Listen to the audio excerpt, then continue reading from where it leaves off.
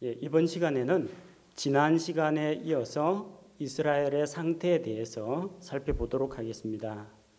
지난 시간에 우리는 이스라엘 민족의 구원을 위해서 사도 바울이 어떠한 열망을 가지고 있는지 말씀을 통해서 살펴보았습니다. 이스라엘 민족은 하나님의 인류 구원 계획 가운데에서 중요한 역할을 맡은 민족입니다. 바로 이를 위해서 하나님께서 이스라엘을 특별한 민족으로 선택하셨습니다. 여기서 선택이란 말은 누구를 구원하고 누구를 지옥에 보내느냐, 그런 선택의 문제는 아닙니다.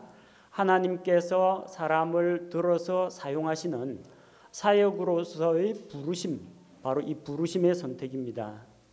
이스라엘 민족을 제사장 민족, 선교사 민족으로 들어 사용하시기 위한 하나님의 선택이었습니다. 그들이 하나님을 믿고 순종하거나 또 불순종하거나 하나님께서는 그 모든 것들을 사용하셔서 자기의 뜻을 이루실 수가 있습니다. 물론 이스라엘이 하나님의 말씀에 단번에 순종하고 또 지속적으로 순종하면 하나님께서는 순종하는 이스라엘을 사용하시고, 만약 이스라엘이 거역하고 반항하고 불순종한다면 하나님께서는 또 그들을 징계하시면서 사용하시고, 그들의 넘어짐을 통해서 오히려 이방인 교회를 불러 사용하시는 그런 구원 계획을 가지고 계십니다.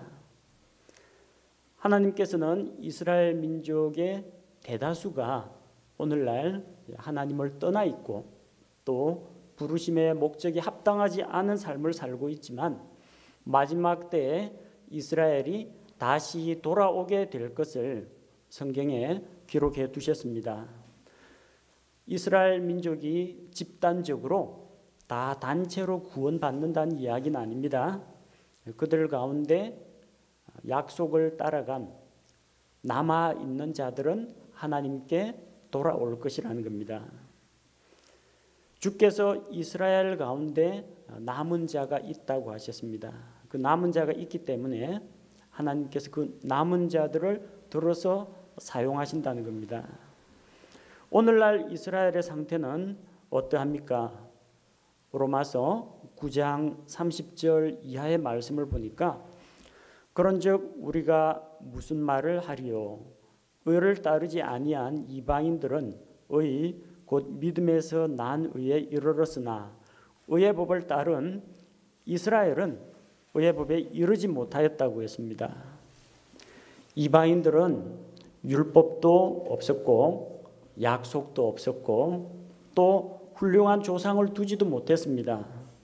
그들은 언약에 대해서 이방인 외인들이었습니다. 그럼에도 불구하고 그들은 믿음에서 난 의를 따라가서 구원을 받았습니다. 자신의 행위, 자신의 혈통, 자신의 가문 하나도 하나님 앞에 내세울 것이 없습니다. 그러나 예수 그리스도께서 우리를 대신하여 십자가에서 이루신 바로 구속의 의를 믿음으로 받아들임으로써 그들은 믿음에서 난 의를 얻게 된 것입니다. 반면 이스라엘은 의의 법을 따라갔지만 의에 이르지 못했습니다. 하나님께서는 그들에게 법을 주셨습니다. 율법을 주셨어요. 율법은 여기서 부정적인 의미가 아닙니다. 율법은 하나님의 말씀입니다.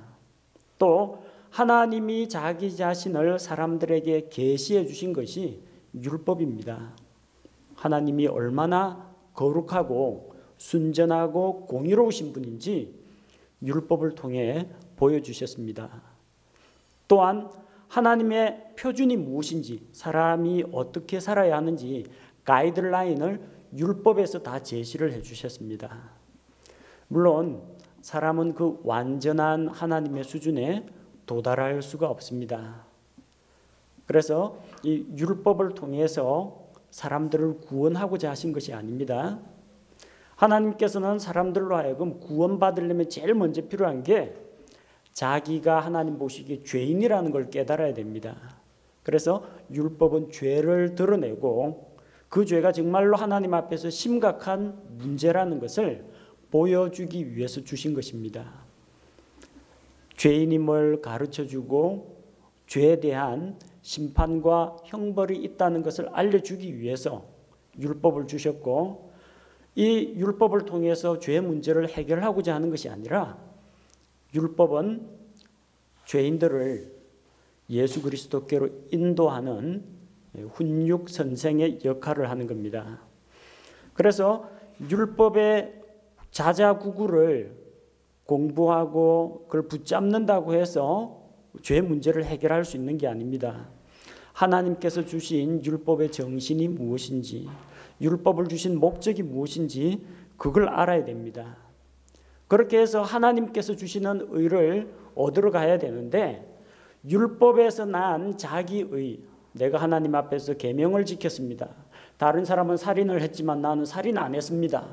다른 사람은 도둑질하고 거짓말하지만 나는 그런 사람들과 같지 아니합니다. 이런 걸로는 하나님 앞에 나아갈 수 없다는 겁니다. 그들은 하나님의 의를 따르지 않았습니다. 하나님께서 덧입혀 주시는 그분의 의를 구하지 않고 자기들의 행위를 의지했습니다. 하지만 그 율법의 행위는 하나님 앞에서 사람을 세우지 못한다는 것입니다. 그들은 율법을 따라가다가 걸림돌에 걸려 넘어졌습니다. 33절 말씀해 보니까 이것은 기록된 바 보라 내가 걸림돌과 실족하게 하는 반석을 시온에 두노니 누구든지 그를 믿는 자는 부끄러움을 당하지 아니하리라, 그렇게 말씀하셨습니다. 하나님께서는 이 보배로운 돌을 우리에게 주셨습니다.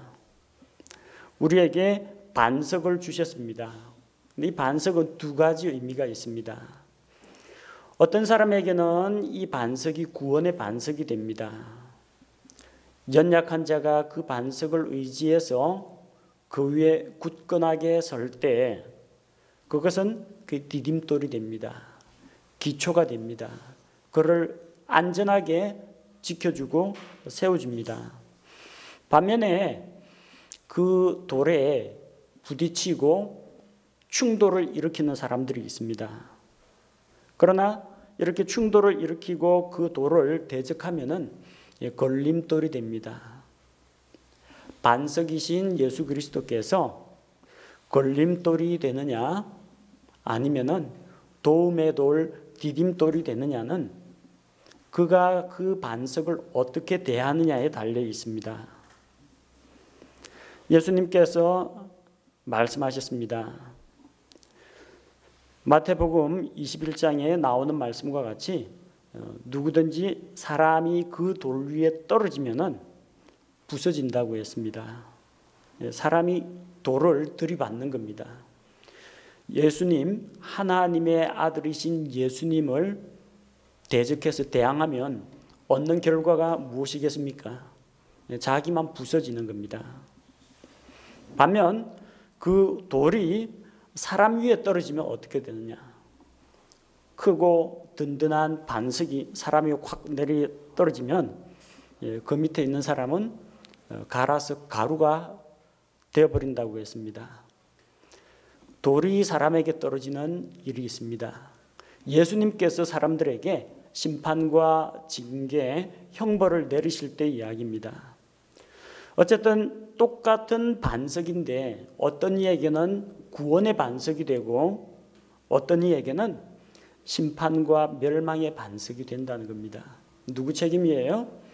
반석이신 예수 그리스도를 받아들이느냐, 받아들이지 않고 거부하느냐에 달려 있다는 겁니다.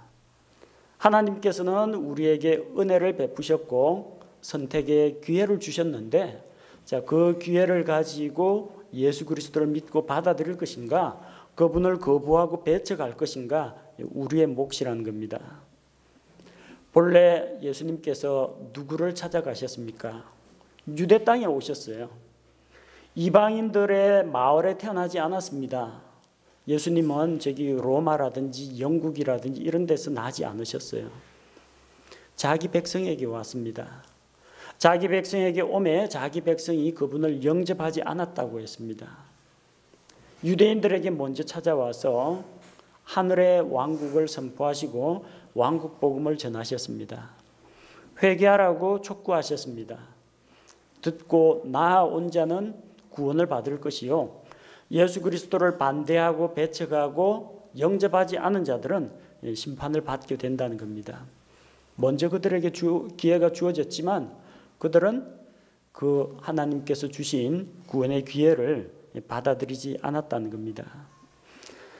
그러나 이 이스라엘 민족도 전 세계 인류 구원이라는 큰 관점에서 볼 때는 구원받아야 할 대상자들입니다. 로마서 1장에서 우리가 살펴봤죠. 이 복음은 믿는 자들을 구원하는 하나님의 능력이라고 했습니다. 누구에게 효력이 있어요? 먼저는 유대인에게요. 그 다음에는 그리스인에게입니다. 복음은 먼저 유대인들을 중심으로 선포가 되었고 예루살렘에 처음으로 신약교회가 세워졌습니다. 그 다음 거기로부터 유대 땅, 사마리아, 안디옥 이런 지역까지 복음이 이방인들에게 점차 퍼져나갔던 것입니다. 그렇다고 해서 유대인들이 그때 예수님을 받아들이지 않았다고 해서 그들에게 기회가 영영 사라진 것은 아닙니다. 그들 역시 복음을 듣고 구원받아야 할 대상이요, 또 마지막 때에는 믿고 구원받은 유대인들을 통해서 온 세상에 하나님의 말씀이 선포됩니다. 그들은 그때 하나님께 쓰임 받게 될 것입니다. 자, 로마서 10장에 보면은 오늘날 하나님에 의해 복종하지 않는 이스라엘 민족들이 있는데 이 이스라엘 민족도 그들도 구원을 받는 것이 필요합니다. 9장에 이어서 바울의 열정을 볼 수가 있습니다. 형제들아, 이스라엘을 위한 내 마음의 소원과 하나님을 향한 기도는 곧 그들이 구원을 받는 것이니라. 바울은 소원이 있습니다. 어떤 소원이냐? 이스라엘 민족이 구원을 받도록 구원에 이르는 그런 것을 갈망했습니다. 또한 그 소원을 가지고 말씀을 전파했을 뿐만 아니라 그를 배척하는 이스라엘 사람들을 위해서 그들이 구원을 받도록 하나님을 향하여 기도했습니다. 자, 이스라엘 민족은 9장에서 여러 가지 장점들이 있다고 했죠. 여러 가지 장점이 있습니다. 양자 삼으심과 영광과 언약들과 율법을 주심과 하나님을 섬김과 약속들이 있고 조상들이 있고 그리스도께서 그들 가운데 나셨고 여러 가지 혜택을 많이 받은 그런 민족입니다. 그런데 그 이스라엘에 문제가 있다는 겁니다. 그 문제가 뭐냐? 열심은 있는데 지식이 없다는 겁니다. 열심은 있는데 지식이 없다. 2절에 나오죠. 내가 그들에 대해 증언하노니 그들이 하나님께 대한 열심은 있으나 지식에 따른 것이 아니니라. 자, 목표에 도달하는데 목표를 향해서 나아가는데 가장 중요한 것이 무엇이냐? 가장 중요한 건 방향입니다. 내가 이 길로 곧바로 나아가면은 목표에 도달하느냐, 도달하지 않느냐. 방향만 잘 잡으면 속도는 별 상관없습니다. 조금 빨리 갈 수도 있고 늦게 갈 수도 있는데 길만 맞으면 어쨌든 목적지에 도달합니다. 근데 문제는 방향 감각이 없고 주변 지리에 대한 지식이 없이 걸음만 빠르다. 그 문제입니다. 목표지하고 정반대로 열심히 달려보십시오. 목표에서 점점 멀어질 수밖에 없다는 겁니다. 그래서 이 이스라엘 민족의 가장 큰 문제점은 열심은 있는데 지식이 없다는 겁니다. 얼마나 열심히 있느냐? 그들은 하나님께서 주신 율법을 철두철미하게 지키려고 합니다. 자기 집 텃밭에서 나는 박하라든지 회향이라든지 이런 조그만한 채소 하나까지도 11조를 뗍니다. 대단한 열심이죠. 안식일 날은 집안에서 불도 안 피웁니다. 저녁에 다 조리 다 해놓고 안식일에는 그냥 조용히 먹기만 합니다. 전쟁이 일어나서 적군이 쳐들어와도 안식일에는 무기를 안 잡고 차라리 찔러 죽이라고 하면서 목을 내맡깁니다. 이거는 진짜 열심히 지나쳐가지고 무서울 정도로 열심히 있습니다. 누군가가 하나님의 이름을 모독을 한다 하면은 사람들이 덮어놓고 돌 들고 일제 집어 던지면서 목숨 내걸고 싸우려고 합니다. 대단한 열심이죠. 또한 그들은 조상들의 전통을 지키는데도 열심입니다. 율법이 이야기하는 것을 보다 더 세분화해가지고 생활에 적용하기 쉽도록 여러 가지 규칙들을 만들어 놨어요. 예를 들어서 안식일을 기억하여 거룩히 지켜라 하면 어떻게 하는 게 안식일을 지키는 것인가? 조작적 정의를 해가지고 안식일을 지키려면 일을 하지 말아야 된다. 일이란 게 무엇인가? 그러면은 육체 노동 당연히 쉬어야 된다. 그럼 먼 거리를 걸어가는 건 어떠한가? 몇 킬로미터까지는 가능하고 그 이상은 안식일 위반이다. 물건 들어 올리는 건 어떠한가? 몇 그램까지는 들어 올릴 수 있고 그 이상은 안식일 위반이다. 철두철미하게 이 장로들의 전통, 조상들의 전통이 율법을 다 세분화해 놨습니다. 율법을 지키고자 하는 그런 열심이 없으면 이렇게까지 할 수는 없어요. 그들은 하나님의 성전을 가지고 거룩히 합니다. 하나님 앞에 나아가서 찬양을 드립니다. 성전이 있습니다. 제사의식이 있습니다. 또한 한번 바빌론에 갔다가 돌아온 다음부터는 우상숭배하고는 손을 끊었습니다. 다시는 우상숭배 안 한다고 합니다. 또 어떤 열심이 있느냐? 예수 그리스도를 미워하는 데도 열심이 있습니다. 대표적인 사례가 사울이라는 청년이죠. 이 사람은 바리새인 중에 바리새인입니다. 자기가 율법에 비추어 가지고 옳다 믿으면 목숨을 걸고 하는 사람입니다. 그런데 가만히 보니까 이 예수라는 인물을 보니까 자기가 하나님 아들이라 그러죠. 또 게다가 이 성전이나 제사장 그런 제도가 아니라 십자가의 구속으로 모든 걸 다 이루었고 더 이상의 희생물도 필요 없고 율법을 완성했기 때문에 이제 율법으로는 하나님 앞에 나아가지 못한다. 이런 교리들을 이야기하죠. 자, 그러니까 이 이단이란 말입니다. 그럼 이단이면 너는 그렇게 생각해라, 나는 이렇게 믿는다가 아니고 도시락 싸들고 다니면서 죽이려고 합니다. 예수님뿐만 아니라 예수님을 믿는 신약교회 성도들을 핍박했습니다. 붙잡아가지고 감옥에 가두고 고문해가지고 그 입에서 예수님을 모독하는 고백이 나오도록 고문하고, 그래도 고문 가지고도 말을 안 들으면은 죽여버리기까지 했습니다. 대단한 열심이에요. 자, 열심이 있으면은 우리가 참 열심히 일하는 사람은 부지런히 일하는 사람은 아름답다고 하죠. 좋은 방향으로 열심히 있어야 말이죠. 이 열심은 좋은데 열심이 나쁜 건 아닙니다. 지식이 없는 열심, 이게 무서운 거라는 겁니다. 방향 감각도 없고 올바른 목표도 없고 올바른 교리도 없이 열심만 앞서 있는 겁니다. 그래서 마음이 급하고 발이 급한 사람이 실수를 하듯이 그도 성경 말씀을 자세히 비교하면서 묵상하면서 예수님께서 뭘 말씀하셨는지 살피지 않고 냅다 열심만 가지고 주를 향한 열심으로 교회를 핍박했습니다. 오늘날 사도 바울이 볼 때 그 이스라엘 사람들이 여전히 똑같은 문제에 빠져 있다는 겁니다. 열심은 있는데 지식이 없다는 겁니다. 호세아 4장 6절 말씀을 보니까 이스라엘이 왜 망한다고 했습니까? 내 백성이 지식이 부족해서 망한다고 했습니다. 요한복음 5장 39절에서 40절, 성경 기록은 예수 그리스도에 대해서 증언하는 책입니다. 그들은 율법의 말씀을 달달달 외웁니다. 이 머리에 성구함이라고 붙이는 게 있어요. 상자에다 띠 둘러가지고 기도할 때마다 성구함 매고 합니다. 내 손가락에 매라 하니까 그리고 내 옷깃에 새기라고 하니까 옷깃에도 성경 말씀 달고 다닙니다. 내 집에 벽에 붙이라고 하니까 벽에도 씁니다.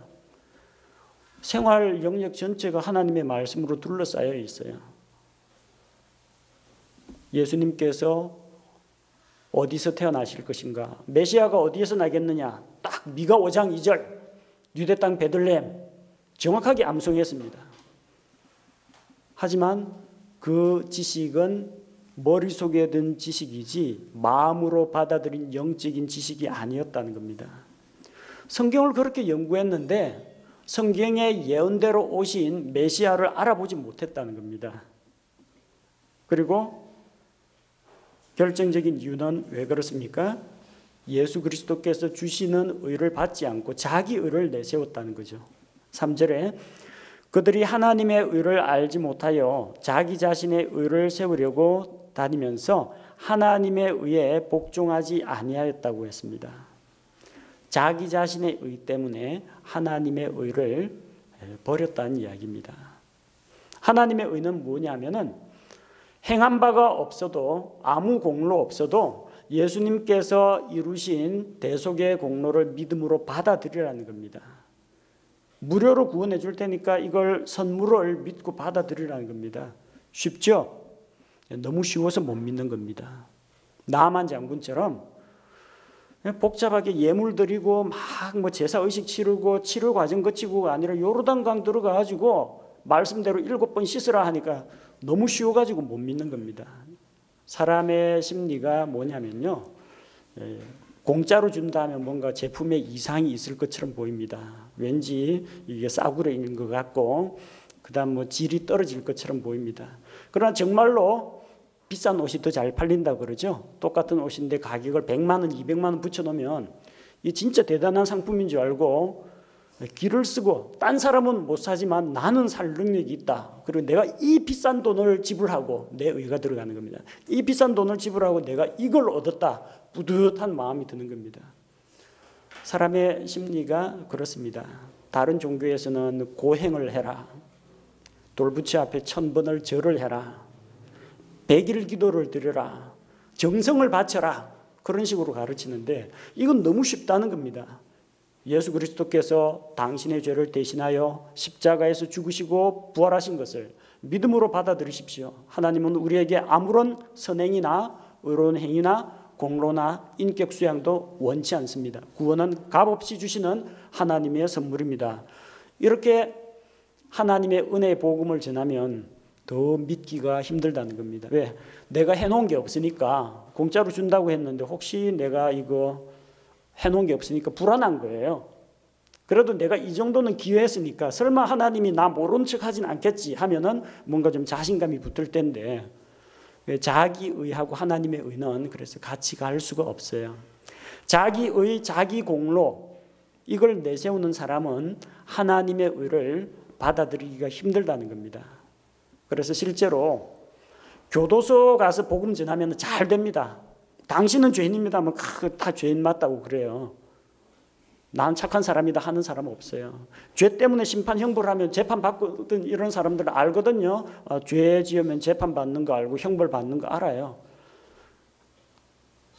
숨 넘어가기 직전에 있는 병석에 요양병원 가서 전도하니까 진짜 잘 됩니다.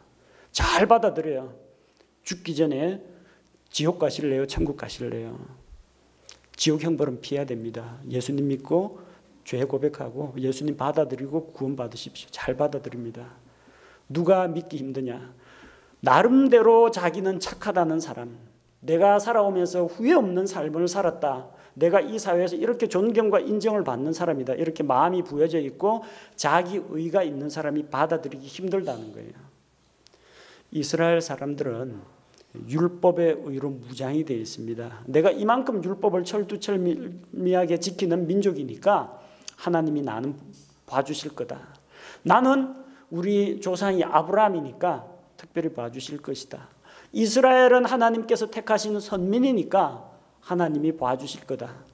자기 외적인 걸 가지고 하나님 앞에 나아가려고 하니까 하나님께서 거저 주시는 믿음에서 난 의는 받아들이지 못한다는 겁니다.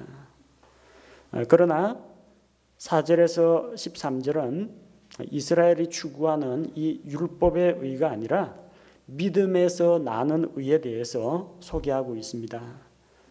자, 그 의는 예수 그리스도께서 가져다 주시는 의입니다. 4절에 그리스도께서는 믿는 모든 자에게 의가 되시기 위하여 율법의 끝마침이 되신다고 했습니다. 그분의 삶은, 그분의 흠 없는 삶, 죄 없는 삶은 바로 율법의 요구를 완전히 만족시켰습니다. 그 어느 누구도 율법의 요구 조건을 이수하지 못했습니다. 예수님은 퍼펙트, 완전하게 율법의 요구를 33년 반 동안의 공생애를 통해서 흠없고 거룩한 삶을 보여주셨습니다. 또한 그분의 죄 없는 대속의 죽음은 율법의 마지막 요구, 죄의 삭슨 사망이요. 죄를 지은 자가 치러야 할 죄에 대한 대가, 그것을 죄 없는 자기 생명의 피로 대신 지불함으로써 우리를 대신해서 율법의 요구를 만족시켜 주셨습니다. 그리스도께서 우리에게 의가 되셨습니다. 우리에게는 의가 없는데 예수님께서 우리 대신해서 의를 이루시고 누구든지 그분을 믿는 자들에게 자기의 의를 덧입혀 주신다는 것입니다. 자, 그래서 여기에서 율법에서 난 의와 믿음에서 난 의가 있습니다. 율법에서 난 의는 무엇입니까? 자, 5절 말씀에 보니까 모세가 율법에서 난 의를 묘사하되 그것들을 행하는 사람은 그것들로 말미암아 살리라, 이렇게 했습니다. 율법을 행하는 사람은 그것들로 말미암아 산다고 했습니다. 근데 완벽하게 율법을 지킬 수 없다는 게 문제죠. 왜냐하면 갈라디아서 5장 3절에 율법을 가지고 나아가고자 하는 자, 율법을 따르고자 하는 자는 모든 율법을 다 지켜야 할 의무가 있다는 겁니다. 만약 내가 하나님 앞에서 저 율법으로 한판 승부를 보겠습니다, 내가 다 지키거든, 하나님 받아주십시오 하는 사람은 하나님 저 살인죄 안 저질렀습니다, 네, 살인죄는 안 했지만 도둑질은 하지 않았느냐, 하나 걸리면은 불합격입니다. 하나님 제가 충동은 일으키고 마음속으로 계획은 하고 욱하는 이건 있었는데 밖으로 옮기진 않고 마음에 그냥 담고만 있었습니다. 누구를 미워한 적은 있어도 그 사람을 찔러 죽이진 않았습니다. 그것도 하나님 죄라고 합니다. 율법을 가지고 하나님께 나아가고자 하는 자는 전체 율법을 다 지켜야 될 의무가 있습니다. 만약에 야고보서 2장 10절처럼 율법을 지키다가 한 조목이라도 어기면 모든 것에서 유죄가 된다는 것입니다. 지금 대한민국 교도소 가 있는 사람이 율법전서에 기록된 이 항목들, 법을 모두 다 어겨가지고 간 사람은 없어요. 대개 한두 가지입니다. 대한민국 법전에 기록된 이런 죄 항목 가운데 한 가지만 걸려도 감옥 가는 겁니다. 전과자 되는 겁니다. 율법은 선하고 거룩한 것이지만 사람은 그것을 완전히 지킬 수가 없다는 게 문제입니다. 율법은 우리에게 뭘 말합니까? 이것을 행하라, 저것을 하지 말라 그럽니다. 이렇게 율법을 통해서 하나님께 나아가고자 하는 자는 무엇인가를 해서 하나님을 만족시키려고 합니다. 빌립보 감옥에 바울과 실라가 갇혔습니다. 한밤중에 땅의 터가, 감옥의 터가 흔들리고 문들이 다 열리고 사람을 결박한 이 사슬과 끈이 다 풀렸습니다. 그때 간수가 이 놀라운 이 기적을 보고 불을 달라 해가지고 등불 들고 바울과 실라 앞에 가서 엎드려서 물었습니다. 선생들이여, 내가 무엇을 하여야 구원을 얻으리까? 이게 일반적인 사람 생각입니다. 내가 뭘 해야만 구원을 얻느냐? 사도 바울의 답변이 뭡니까? 주 예수 그리스도를 믿으라라고 했지, 교회 나오십시오, 헌금하십시오, 치성을 드리십시오, 새벽 제단을 쌓으십시오, 행위를 이야기한 게 아닙니다. 주 예수 그리스도를 믿으라고 했습니다. 예수님을 그리스도 구세주로 받아들이라는 이야기입니다. 이게 종교하고 우리의 신앙하고의 차이입니다. 종교는 이걸 하라, 이걸 하지 말라 이런 식으로 종교 계율을 줍니다. 살생을 하지 말라, 고기를 먹지 말라, 뭐 부모에게 효도를 하라 이런 계명들을 줍니다. 그러나 우리의 신앙은 뭘 말하느냐? 나는 해놓은 것이 없지만 예수 그리스도께서 십자가에서 나 대신 다 해놓으신 것, 그것을 이미 이루어 놓은 것을 내가 믿음으로 받아들이는 겁니다. 내가 구원을 이루기 위해서 뭔가를 하는 게 아니라 예수님께서 이루신 것을 내가 믿음으로 받아들이기만 하면 된다는 것입니다. 자, 그래서 6절에서 8절은 믿음에서 난 의에 대해서 소개하고 있습니다. 믿음에서 난 의는 이같이 말하되 내 마음속으로 이르기를 누가 하늘로 올라가겠느냐 하지 말라 하나니 이것은 그리스도를 위에서부터 모셔 내리려는 것이요 혹은 누가 깊음 속으로 내려가겠느냐 하지 말라 하나니 이것은 그리스도를 다시 죽은 자들로부터 모셔 올리려는 것이라. 그러나 그것이 무엇을 말하느냐? 말씀이 내게 가까이 있어 내 입에 있으며 내 마음에 있느니라 하나니 곧 우리가 선포하는 믿음의 말씀이라고 했습니다. 율법의 의는 아무도 얻을 수가 없습니다. 아무리 노력을 해도 얻을 수가 없습니다. 이스라엘 중에 이스라엘, 바리새인 중에 바리새인이라고 하더라도 율법을 통해서는 의롭다함을 받지 못합니다. 하나만 어긋나도 다 어긴 겁니다. 한번 어긴 것은 제 아무리 많은 선행을 하고 공덕을 드린다 하더라도 결코 그걸 메울 수가 없다는 것입니다. 반면 믿음에서 난 그 의는 누구나 얻을 수가 있다는 겁니다. 행위나 공로가 부실한 사람일지라도 십자가에 달려서 이제 막 숨이 끊어지려고 하는 사람도 이건 누구나 받을 수 있는 게 믿음의 의라는 겁니다. 자, 근데 여기에 소개되어 있는 이 말씀들은요, 신명기 30장에 나오는 말씀을 인용한 겁니다. 신명기 30장 11절에서 14절 말씀에는 뭘 이야기하느냐면은 이스라엘 백성들에게 우리가 어떻게 하나님의 뜻을 행할 수 있습니까? 그리고 누가 그 하나님의 법을 우리에게 갖다 줄 수 있느냐는 겁니다. 신명기 28장, 29장, 30장에서 나오는 게 팔레스틴 언약에 대해서 나오죠. 너희가 내 말에 순종하면 들어가도 복을 받고 나와도 복을 받고 내 빵 광주리가 복을 받고 소와 양들이 복을 받고 쭉 이야기합니다. 그러나 만약에 내가 불순종하면 어떻게 될 것이다. 이런 식으로 기록하고 있습니다. 자, 그런데 문제는 뭐냐면은 그러면은 하나님의 말씀에 순종하고 그 법을 지키라고 했는데 그 법이 어디에 있느냐는 겁니다. 신명기 30장 11절에 내가 이날 내게 명령하는 이 명령은 내게 숨겨지지도 아니하고 멀리 있지도 아니하다고 했습니다. 그건 하늘에 있는 것이 아니라고 했습니다. 그래서 누가 저 하늘에 가서 하나님의 뜻이 무엇인지 그분의 명령이 무엇인지 알아와서 우리에게 가르쳐 줄까? 그 걱정 안 해도 된다는 겁니다. 또 그것이 바다 건너편에 있는 것이 아니니 누가 우리를 위해 바다를 건너가서 그 율법의 말씀 그걸 우리에게 가지고 와서 들려주겠느냐? 그럴 필요가 없다는 겁니다. 왜? 14절처럼 오직 말씀이 내게 심히 가까이 있어 내 입에 있으며 내 마음에 있나니 그러므로 내가 그것을 행할 수 있다고 했습니다. 자, 율법의 의를 이야기할 때 이 율법 하나님의 말씀이 어디 있습니까? 그 하늘에 있는 게 아니다. 그리고 저 바다 건너편에 있는 게 아니다. 오늘날 이 모세의 입을 통해서 선포하는 이 하나님의 말씀이 바로 하나님의 뜻이니까 이 율법의 말씀을 지켜 행하라는 겁니다. 근데 율법의 말씀은 이미 너희에게 선포되었고 다 주어졌습니다. 이 신명기에서 주어진 게 아니고요. 이미 출애굽기 시내산에서 다 선포된 말씀이에요. 그리고 신명기에서는 다시 한번 너희에게 이르노니 하면서 율법을 다시 명령한다. 그게 신명기입니다. 말씀은 이미 주어졌고 자 이제 순종할 것이냐 불순종할 것이냐 골라 잡으라는 겁니다. 오늘날 내가 생명과 사망 그리고 축복과 저주가 너희 앞에 있는데 어느 것 택할래? 그 이야기입니다. 율법의 말씀은 이미 주어졌고 너희에게 가까이 있다. 지키느냐 안 지키느냐 그게 남아있다는 겁니다. 그걸 인용해서 로마서에서 다시 한번 이야기하는 겁니다. 누가 하늘로 올라가겠느냐? 구약 시대에서는 그 무슨 뜻이었어요?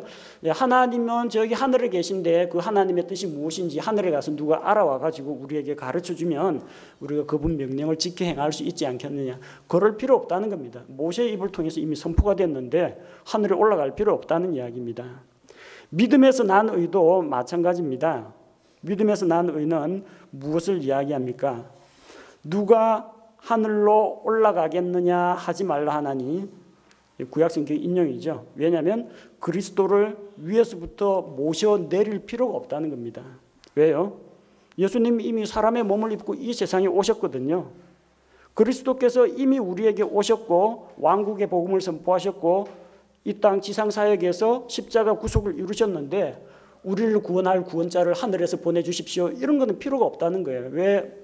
이미 다 이루시고 하늘에 가신 분을 또 끄집어 내려가지고 또 십자가에 우리 대신 죽어달라고 할 필요가 없다는 이야기죠.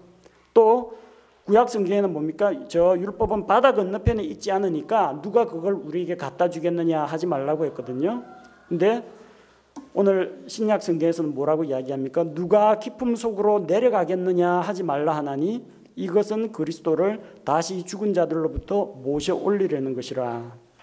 자, 누가 깊음 속으로 내려가겠느냐 이 말을 할 필요가 없다는 겁니다. 그건 그리스도를 죽은 자들로부터 다시 모셔 올리려는 것인데 예수님 지금 땅 속에 계신 분 아닙니다. 이미 땅의 심장부에 내려갔다가 사흘 만에 부활해가지고 다 이루시고 하늘로 올라가셨는데 저 깊음 속으로 누가 내려가서 구원자를 다시 끌어올려서 구원자를 부활시킬 필요는 없다는 겁니다. 예수님이 다 이루셨기 때문에. 그 구약시대의 모세가 하는 이야기는 뭐냐면은 너희 이스라엘 백성에게 율법의 말씀이 이미 선포되었고 하나님의 명령과 하나님의 뜻이 다 전달되었으니까 이 하나님의 뜻이라는 게 자기 하늘 꼭대기에 있는 것도 아니고 바다 건너편에 있는 것도 아니고 내 입에 있고 내 가까이 있으니까 내가 이 말씀을 지켜 행할 수 있다, 그런 뜻입니다. 신약시대에서 이야기하는 것은 무엇이냐? 믿음에서 난 의를 누가 우리에게 가져다 주겠습니까? 저기 하늘에 계신 하나님의 의를 가지러 가기 위해서 누가 하늘에 올라갔다가 내려올 필요가 없다는 거예요. 또 저 기쁨 속으로부터 그리스도를 다시 일으켜서 올라오게 할 필요가 없다는 겁니다. 이미 하나님의 아들 예수 그리스도께서 하늘에서 내려오셨고요. 지상사역을 하시고 십자가에서 인류 구속을 이루시고 부활 승천해서 하나님 우편에 앉아 계십니다. 이미 예수님 다 해놓으셨어요. 그리고 이 놀라운 구원의 복음, 예수 그리스도의 십자가의 죽음과 부활을 자기의 것으로 받아들이는 자는 구원을 받는다는 그 구원의 말씀이 모세가 이야기했던 것처럼 내 입에 있고 내게 심히 가깝다는 겁니다. 어디 바울이 이거 한두 번 이야기했겠습니까? 유대인들 사회에서 다니는 회당마다 예수 그리스도의 부활의 복음, 십자가의 복음 이거 다 선포한 거예요. 문제는 뭡니까? 받아들이느냐, 받아들이지 않느냐. 말씀은 가까이 있습니다. 율법의 말씀도 이스라엘에게 가까이 있었고 구원의 복음의 말씀도 가까이 있습니다. 말씀이 내게 가까이 있어 내 입에 있으며 내 마음에 있느니라. 곧 우리가 선포하는 믿음의 말씀이라는 겁니다. 그래서 그 상황에서 구약시대에 모세와 함께 있던 이스라엘 사람들은 율법은 이미 선포가 되었고 율법의 순종이냐 불순종이냐 오늘날 너희가 택하라 이런 도전을 그들에게 던져주었습니다. 신약시대 바울은 어떤 식으로 도전하고 있습니까?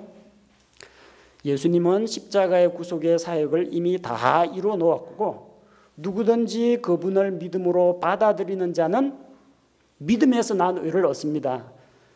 믿을래요 말래요 그 이야기입니다. 그 다음에 나오는 9절 이야기가 그거죠. 내가 만일 내 입으로 주 예수님을 시인하고 하나님께서 그분을 죽은 자들로부터 살리신 것을 내 마음속으로 믿으면 구원을 받으리니 사람이 마음으로 믿어 의에 이르고 입으로 시인하여 구원에 이른다고 했습니다. 주 예수님을 시인해야 된다고 했습니다.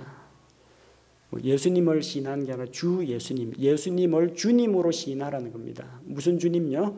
구세주, 죄에서 구원해 주신 구세주. 그러니까 뭐부터 시인해야 돼요? 죄인 아닌 사람은 구세주가 필요 없죠. 자기가 환자가 아니라고 하는데 의사를 왜 만납니까? 자기가 환자라는 걸 인정해야 의사가 필요한 겁니다. 자기가 죄인이라는 것을 인정해야 구원자가 필요합니다. 주 예수를 시인하라는 것은, 예수님을 주로 시인하라는 것은 자기가 하나님 앞에서 죄인이며 그 죄로 인해서 영원한 지옥의 형벌을 받을 수밖에 없는 그런 존재라는 것을 시인하라는 겁니다. 그리고 그 예수님께서 자기 죄를 대신해서 십자가에서 대신 죽어주신 구세주가 되신다는 것을 시인하라는 겁니다. 또 그분께서 십자가에서 이루신 그 대속을 믿고 하나님께서 그분을 죽은 자들로부터 살리신 것을 마음속으로 믿으라는 겁니다. 세 가지 믿으면 됩니다. 첫째는 자기가 죄인이라는 것을 믿어야 하고요. 두 번째는 예수님이 자기 죄를 위해 죽으신 것과 그분이 사흘 만에 다시 부활하신 이 사실을 믿음으로 받아들이라는 겁니다. 자, 그런데 또 본문의 말씀에 보니까 10절에 사람이 마음으로 믿어 의에 이르고 입으로 시인하여 구원에 이른다고 했습니다. 마음으로 믿고 입으로 시인하라는 겁니다. 자, 이 구절 때문에 많은 사람들이 복음을 전한 다음에 꼭 영접 기도를 시키려고 합니다. 영접 기도 하면은 구원 받은 것 같고 안 하면은 내가 좀 강하게 도전을 해서 예수님 영접을 도와줘야 한다. 그런 이 후회감 같은 것을 느낀다고 합니다. 그럼 영접 기도 하면은 구원 받는 거고 안 하면 구원 못 받습니까? 그럼 마음에도 없는데 그럼 죄에 대한 이런 선명한 그런 개념도 없고 예수님에 대해서도 좀 인격적으로 받아들이는 게 아니라 예수님께서 행하셨던 역사적인 팩트만 인정을 하고 있는데 영접기도 자꾸 시키니까 입으로 영접기도를 했어요. 그럼 이 사람 구원 받겠습니까? 예수님을 정말 자기 죄를 회개하고 예수님을 자기 구세주로 받아들이지 않고 뭐 예수님 오셔가지고 뭐 십자가에 죽었다 카더라 이런 식으로 알고 있는 사람은 구원하고는 거리가 멀다는 겁니다. 영접기도 했느냐 안 했느냐, 입으로 시인했느냐 안 했느냐, 지금 그 이야기를 하는 게 아닙니다. 그건 중요한 게 아닙니다. 만약 그런 식으로 입으로 시인해야 구원을 받는다고 하면 어떤 문제가 있어요? 벙어리들은 그럼 구원 못 받는다는 이야기입니까? 해가지고 아니 그거 말고 예수님은 나의 구세주입니다 시인해보라 하는데 구원 못 받았다 그럴 겁니까? 마음으로는 믿는데 입으로 말이 안 나온 사람 있지 않습니까? 언어 장애자 구원 못 받습니까? 입으로 고백 못 하잖아요. 이 반드시 영접기도 하고 반드시 입으로 시인을 해야 구원받는다 그런 의미가 아닙니다. 마음속으로 믿고 입으로 시인하라는 것은 입으로 시인하는 게 겉으로 입으로 아무리 100번 고백해도 소용이 없습니다. 마음속에 가득한 것을 입으로 말한다고 했습니다. 먼저 마음으로 믿으면 입술에 고백이 나온다는 겁니다. 그래서 이 고백은 그냥 고백했다고 구원받는 게 아닙니다. 마음속에 믿는 그 결과가 고백으로 흘러나온다는 이야기입니다. 14절 말씀처럼 그런즉 그들이 자기들이 믿지 아니한 분을 어찌 부르리요? 안 믿는데 어찌 그분을 구세주라고 부를 수 있겠느냐는 겁니다. 먼저 믿어야 하고 마음으로 믿어야 하고 마음으로 믿으면 그게 입술의 고백으로 삶의 고백으로 행동의 변화로 생각과 태도의 변화로 나타난다는 겁니다. 중요한 것은 이제 11절에 보니까 이 믿음에서 난 의는 이스라엘만 받는 것도 아니고 유대인만 받는 것도 아니고 똑똑한 사람만 받는 것도 아니고 11절에 누구든지 다 된다는 겁니다. 13절 누구든지 주의 이름을 부르는 자는 구원을 받으리라. 누구든지 된다는 이야기입니다. 모든 사람에게 구원의 기회가 열려 있습니다. 이방인도 마찬가지, 유대인들도 마찬가지. 믿음의 의는 예수 그리스도를 구세주로 믿고 받아들임으로써 누구나 받을 수 있다는 겁니다. 자, 그런데 이방인들보다 훨씬 더 유리한 위치에 있는 이스라엘이 이방인보다 더 유리한 위치에 있으면서도 받아들이지 않고 복음을 배척했다는 겁니다. 자, 14절에 보니까 자기들이 믿지 아니한 분을 어찌 부르리요? 자기들이 듣지 못한 분을 어찌 믿으리요? 선포자가 없이 어찌 들으리요? 보내어지지 아니하였으면 그들이 어찌 선포하리요? 거꾸로 이야기해 볼게요. 하나님께서 말씀 선포자, 복음 전도자, 사도들을 보내셨어요. 보냈으니까 말씀을 주면서 보냈을 거 아니에요. 말씀을 그 입에 주셨으니까. 그래서 그 말씀을 선포를 했습니다. 선포를 했으니까 귀 있는 자는 듣겠죠. 그러면은 들어가지고 믿는 겁니다. 믿고 나면은 주의 이름을 부르고 고백하게 된다는 겁니다. 자, 그런데 그 첫 출발 하나님께서 말씀 선포자를 누구한테 보냈어요? 처음에 유대인들에게 다 보냈어요. 구약 성경 보십시오. 전부 창세기부터 말라기까지 다 보십시오. 부지런히 대언자들을 하나님께서 보내시고 어떤 때는 천사도 보내주시고 환상과 표적도 보내주시고 다 보내줬어요. 문제는 그들이 안 받아들였다는 겁니다. 하나님께서는 화평의 복음을 선포하는 반가운 소식을 전하는 자들의 발을 그들에게 보내주셨습니다. 그런데 문제는 자 16절에 보니까 그러나 그들이 다 복음에 순종하지는 아니하였나니, 이스라엘의 복음을 거부했다는 겁니다. 개역성경에는 이게 그러나 저희가 다 복음을 순종하지 아니했도다. 한 사람도 순종 안 했다. 전체 부정으로 되어 있죠. 전체 부정이 아니고요. 이거는 영어로 보시면 아시겠지만 부분 부정입니다. 그러나 저희가 다 복음을 순종한 것은 아니다. 누구는 순종하고 누구는 순종 안 했다는 거예요. 누가 순종했어요? 침례자 요한의 침례를 받아들인 자들, 세리들, 창녀들, 예수님의 제자들, 이런 사람들은 받아들였죠. 근데 다 순종한 건 아니라는 겁니다. 대다수 사람들이 예수님을 그리스도라, 메시아라고 인정하지 않았고 하늘의 왕국을 준다고 해도 하늘의 왕국을 인정하지 않았다는 겁니다. 그들이 다 복음을 순종한 건 아닙니다. 구약시대에도 대언자들이 말씀을 선포할 때 많은 사람들이 찔림을 받아가지고 회개하고 돌아왔습니다. 모든 사람이 다 그런 건 아니고요. 다 순종하진 않았습니다. 자, 누가 믿었나이까? 대언자 이사야가 말하기를 주여 우리가 전한 것을 누가 믿었나이까? 주의 팔이 누구에서 나타났나이까? 이사야 53장 1절입니다. 그들은 대언자들이 전한 말씀을 듣고도 하나님의 능력 있는 팔로 표적을 보여주셨어도 믿지 않았다라는 겁니다. 자, 그 믿음은 어디에서 오는 것인가? 왜 그들이 믿지 않았냐? 17절 그런즉 이와 같이 믿음은 들음에 의해 오며 들음은 하나님의 말씀에 의해 오느니라. 믿음은 들음에서 나며라고 번역된 그런 성경도 있습니다. 믿음은 들음에서 나는 게 아닙니다. 믿음은 우리 속에서 내가 내 속에서 어떤 신뢰감 같은 게, 호감 같은 게 생겨가지고 받아들이는 걸 말하는 게 아니고요. 믿음은 온다라고 했습니다. believe하고 faith하고 믿는다라는 거 하고요. 믿음하고 다릅니다. believe 믿는다는 것은 하나님께서 은혜로운 구원의 약속을 주셨을 때 주님 제가 죄인입니다. 제가 그거 받아들이겠습니다. 저를 구원해 주십시오 하고 내가 하나님께 손을 내미는 겁니다. 내가 믿나이다. I believe 하고 손을 내미는 거예요. 여기서는 그걸 말한 게 아니라 믿음은 명사입니다. 믿음은 명사예요. 행위가 아닙니다. 믿음 이거는 동사가 아니에요. 명사입니다. 믿음은 어디에서 오느냐는 겁니다. 믿음은 내가 believe 제가 믿겠습니다 할 때 하나님의 말씀으로부터 온다라는 겁니다. 하나님이 약속의 말씀을 구원에 대한 약속의 말씀 믿는 자는 구원을 받으리라 약속의 말씀을 주면 주님 제가 이 말씀을 붙들기를 원합니다. 저도 구원받고 싶습니다. 이 손을 내밀 때 하나님의 말씀이 내 생각과 마음을 붙잡아주고 내 마음속에 믿음이 온다는 겁니다. 어디를 쓰와요?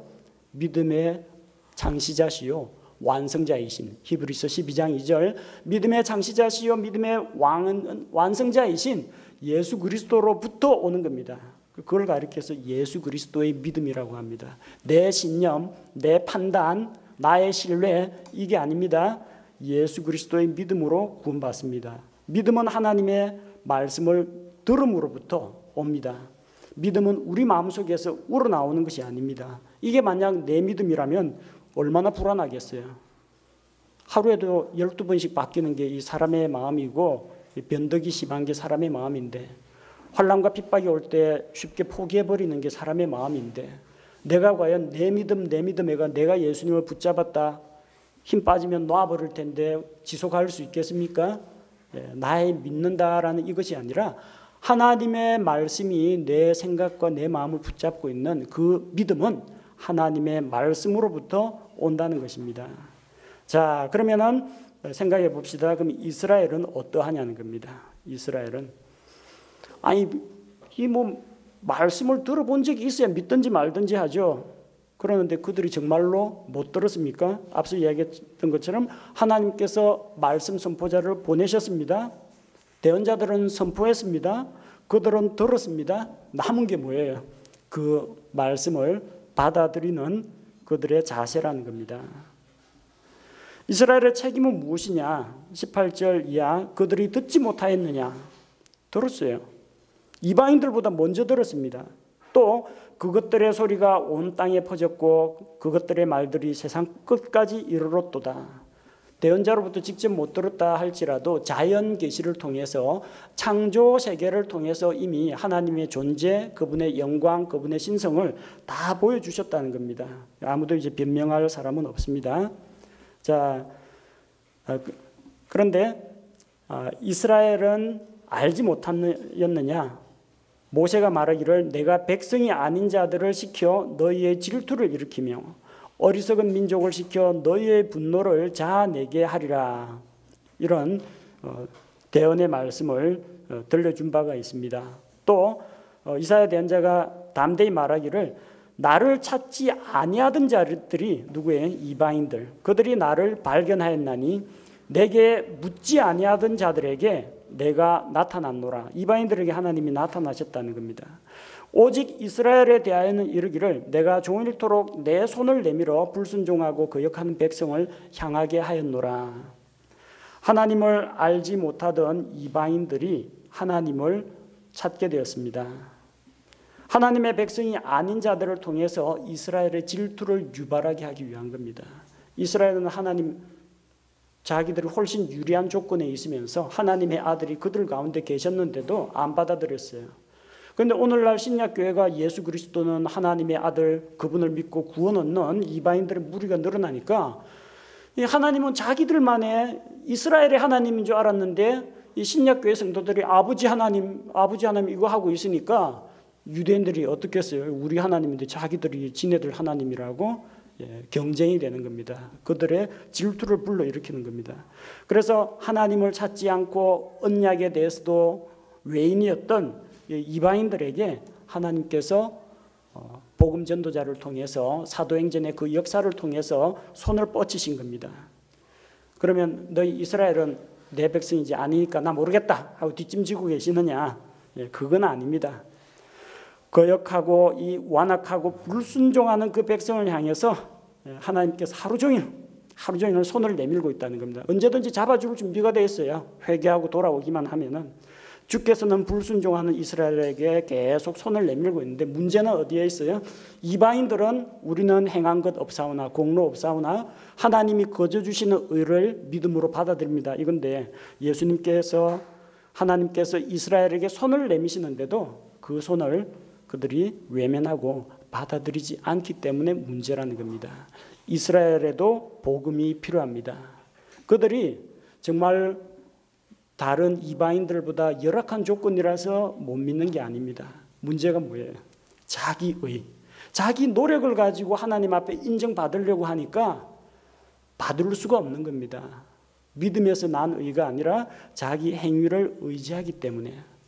그러나 하나님의 의는 예수 그리스도께서 십자가에서 단번에 이루신 그 공로를 예수님께서 다 이루신 것을 내가 믿음으로 받아들이기만 하면 됩니다.